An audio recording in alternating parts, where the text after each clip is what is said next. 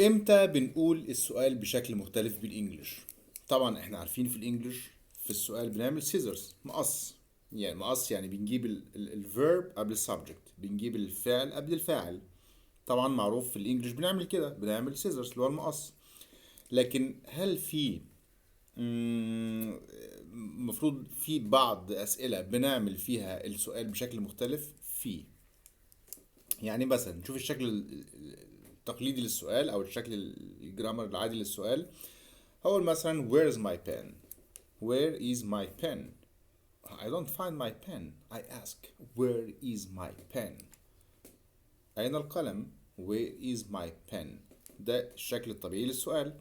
جبت is اللي هو الverb قبل السبجكت اللي هو البن، فبقول where is my pen. طبعا ده السؤال العادي. لكن لو قلت السؤال ب do you know، لو انا بسأل حد قدامي اقول له ايه do you know where my pen is، مش هتبقى where is my pen، مع ان الطبيعي في الجرامر هتبقى where is my pen. لكن لو قلت can you tell me او do you know، مع الجملتين دول can you tell me او do you know، لو قلت can you tell me او do you know هقول where my pen is، مش where is my pen.